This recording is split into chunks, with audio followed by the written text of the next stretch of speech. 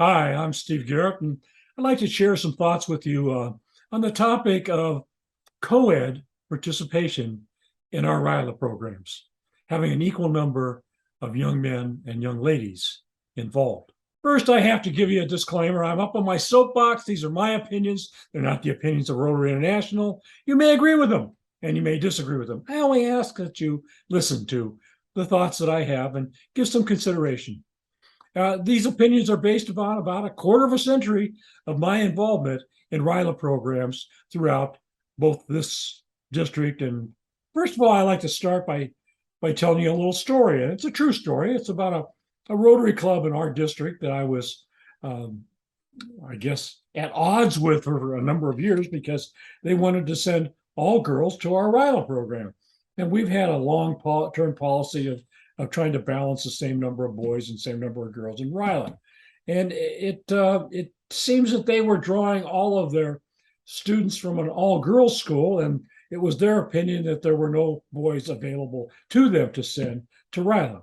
Well, after discussion with them, I got them to agree to have me come down and be a speaker at their weekly program and try to persuade them differently.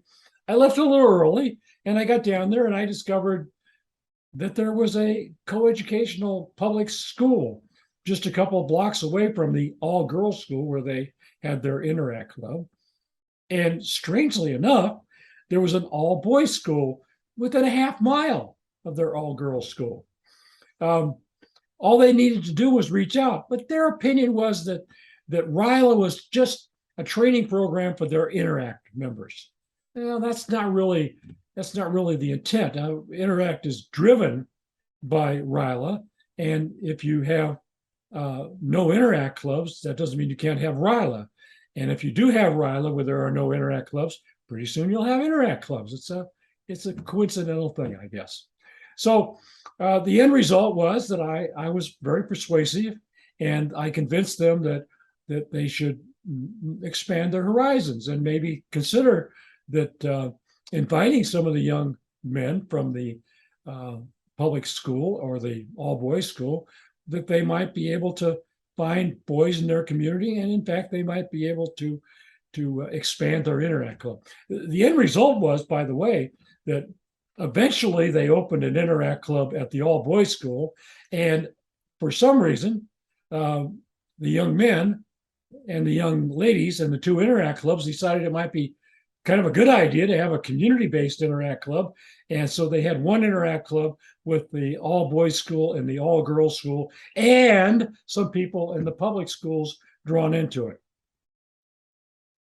Now, I'm not a demographer, but I have discovered from my world travels that there's a pretty consistent situation in the world, our country, all other countries, that we have about the same number of boys born every year as we have girls. Actually, there's about 5% more boys grown, and I don't really know the reason for that, but that seems to be what the demographers think. So there are a lot of boys out there that we could be drawing upon for our RYLA programs. I've also noticed over time that leaders are sometimes young men, and leaders are sometimes young ladies. And as we get older, you wind up with not so young men and ladies as our leaders, and they often have to get along together. They have to work together. If they're leading a organization, a military unit, a government entity, whatever it is, they need to know how to work together. And that's one of the great leadership things that we need to be teaching. Um, now, I've been told that young ladies are easier to get to participate in RYLA. And I think that there's probably some truth in that, because oftentimes when you go to the schools, you're looking at your Interact club, which may be more predominantly young ladies than young men. You're looking at the government, student government organization, which may be more predominantly young ladies than young men. You're looking at school administrators who may be ladies and have more familiarity with the young ladies on the campus. But there are young men there. And how do you find them? Well, I've also discovered from experience that a lot of the young men are involved in athletics. and they come under control of their coaches. And a lot of the young men are involved in scouting, and they come under the control of their scout leaders. And a lot of young men are involved in boys and girls clubs and YMCAs and other organizations. And you need to go out to them. They need leadership training just as much. And if you talk to the coaches and the scoutmasters, you'll get those kids. Now, as I mentioned about Interact, this is a fact. RYLA drives Interact. Some people think that Interact drives RYLA. It's the other way around.